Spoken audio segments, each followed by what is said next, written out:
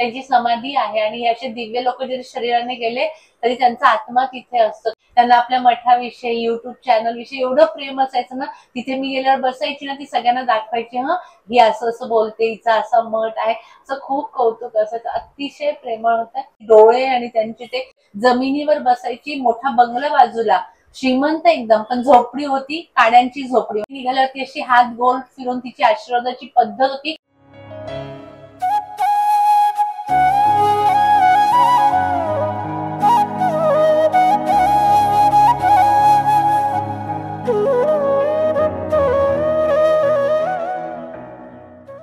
सगळ्यांची माफी मागायची आणि थँक्यू म्हणायचे की त्यांच्यामुळे आपण आज आहोत शांत शांत शांत। त्या आई वडिलांना नमस्कार करायचा असतील तर खूप चांगली गोष्ट आहे, खूप नशिबान आहात की आई वडिलांचं छत्र तुमच्यावर आहे। गेल्यावर थँक्यू म्हणण्यापेक्षा आत्ता आहेत त्यासाठी त्यांना थँक्यू म्हणायचं।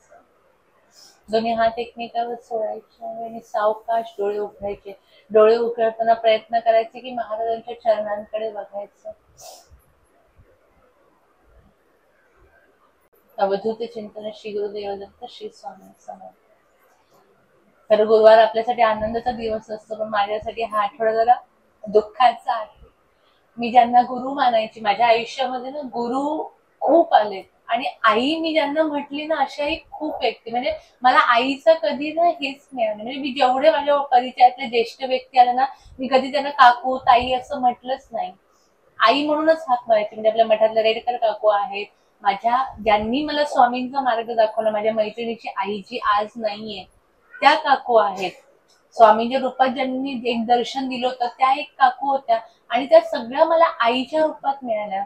आणि तुम्ही माझा डीपी बघितला असेल की गेल्या गुरुवारची आरती झाली आणि शुक्रवारी माझी गुरु पण होती, माझी आई पण होती। प्रचंड प्रेम होतं त्यांचं, अतिशय मोठी व्यक्ती होती। म्हणजे माझी इच्छा होती की एकदा बस करून तुम्हाला सगळ्यांना तिथे दर्शनाला घेऊन जायचं होतं, कारण नवनाथांची दत्ताची गादी होती तिच्याकडे आणि अशी बसायची ती, आणि बसलेली आपण समोर बसलो तर आपण काही बोलायचंच नाही, ती सगळं सांगणार, सगळे प्रॉब्लेमचं सोल्युशन पण सांगणार, सगळी उत्तरं सांगणार, अशी विभूती होती। 74 वर्ष वय होतं आणि चांगली होती। म्हणजे स्वप्नातही आम्हाला कधी वाटलं नव्हतं, असं आरामात होतं। बघा आई असते तर आपण कधी विचार करत नाही की कधी जाईल का, आता थकली असं वाटते। 10 वर्ष म्हणजे आम्ही असा विचारही केला नव्हता। आणि अचानक मला शुक्रवारी फोन आला की ती सिरियस आहे। मी खोपोलीहून विभूती घेतली, ती आयसीयू मध्ये गेली, तिला विभूती पोहोचवली, परत रात्री 3 वाजता आली, परत सकाळी मला 11 वाजता मेसेज आला की ती गेली आहे। तर अजून सुद्धा मला ती गोष्ट पचत नाही, कारण की ना समाजामध्ये सगळी लोक आहे, सगळ्या प्रकारची लोक आहे, पण अशी गुरुवर्य शरीराने खऱ्या अर्थाने ना समाजामध्ये अगदी नसल्यासारखी 1-2 लोकांनी, स्वामींनी मला पूर्ण आयुष्यात एवढ्या मोठ्या मोठ्या लोकांचा सपोर्ट होता ना त्या आईंचा। त्यांना आपल्या मठाविषयी, युट्यूब चॅनल विषयी एवढं प्रेम असायचं ना, तिथे मी गेल्यावर बसायची ना, ती सगळ्यांना दाखवायची, ही असं असं बोलते, हिचा असा मठ आहे, असं खूप कौतुक असायचं। अतिशय प्रेमळ होतं।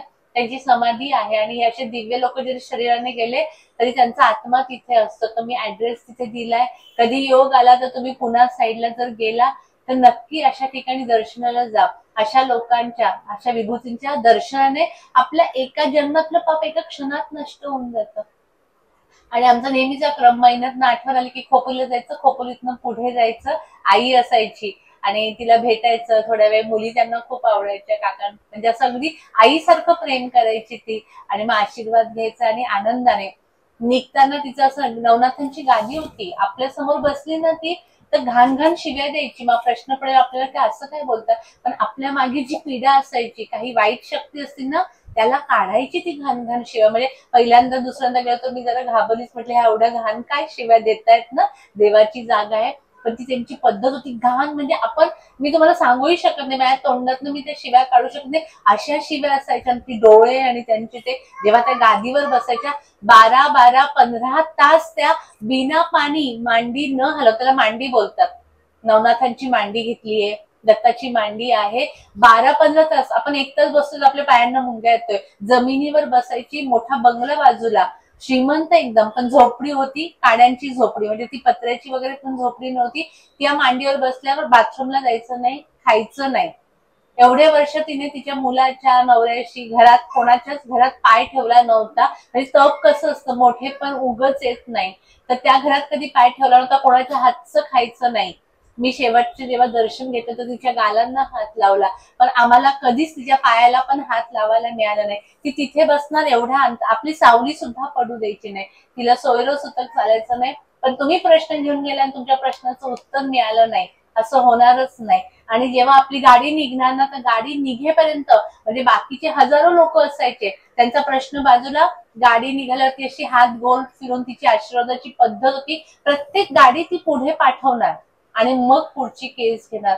असं अद्वितीय स्थान होतं. माझी खूप इच्छा होती की सगळे जाऊ आपण बस करून, पण मनीच नव्हतं किती. म्हणजे असं आपण वाईट विचार करतच नाही ना कधी की असं होऊन जाईल, कारण आजारी पण वगैरे नव्हती. फक्त प्रॉब्लेम असा होता की ह्या लोकांवर दुसऱ्याची त्रास असतात ना, ही लोक ओढावून घेतात. आणि तिला सोयरं सुतक चालत नव्हतं. आपल्याकडे पण नवनाथांचे काही पादुका आहे, तर प्रयत्न करत जा. तुमच्या नातेवाईकांमध्ये जर कोणाला बाळ झालं तर 1.25 महिना इथे येऊ नका. अडचण असेल तर 5व्या दिवशी किंवा 4थ्या दिवशी डोक्यावरनं आंघोळ केल्यावर, आणि सुतक असेल तर 13 दिवस यायचं. त्याच्यामुळे इथल्या शक्तींना त्रास होत असतो.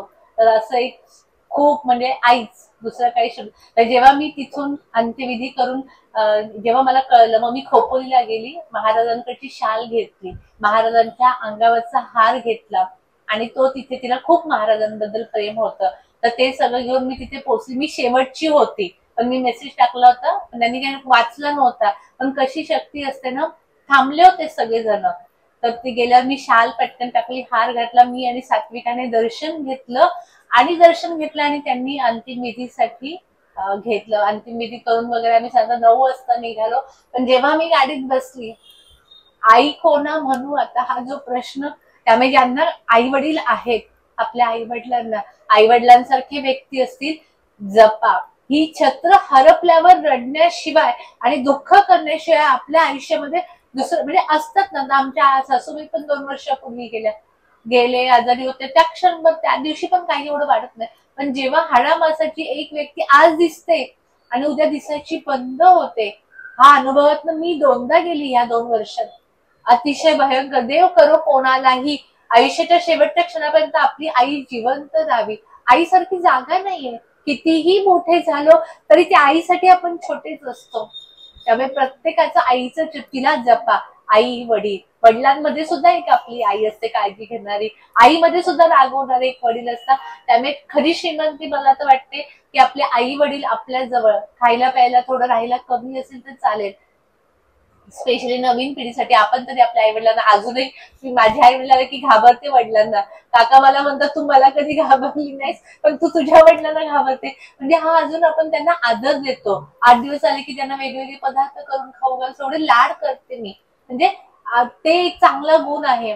पण आजच्या पिढीमध्ये तो आहे की नाही, नसेल तर आपणच संस्कार, आपणच आपल्या मुलांसमोर ना आपल्या आई वडिलांचं सगळं करायचं. म्हणजे त्या मुलांना कळेल, नाही माझी आई तिचं करते, म्हणजे ते पण आपलं करतील. मुलांना चांगले संस्कार करा, त्यांच्याशी चांगलं बोला. ते लहान असताना आपण त्यांच्याशी नीट नाही बोललं, ते मोठी झाल्यावर तेच आपल्याला परत देणार आहे. त्यांच्याशी सोन्या मोन्या बाळा राजा कागबाई मैत्रीण व्हा मुलीशी. त्यांना आपण मोठे म्हणून फटके देणं, रागवणं, शिक्षा करणं, दरवाजाच्या बाहेर काढणं, अशा शिक्षा करू नका. मग त्यांच्या मनात ते कोरलं जातं आणि ते कसं मोठं, तू मला मी लहान असताना अशी वागली होतीस, आणि तसंच वागतं. त्यामुळे ही नाती आयुष्यात सगळं येतं जातं. हे प्रेम आणि ही जवळची नाती आहे. जग तेवढं बदलत चाललेलं आहे, सगळे स्वार्थी झाले. हा मठाचा अनुभव आपण घेतलेला आहे. माझ्या केसांनी गळा कापणारी माणसं मी बघितली. मला आजकाल खूप लोक होतात, ताई तुम्ही खूप बारीक झालात.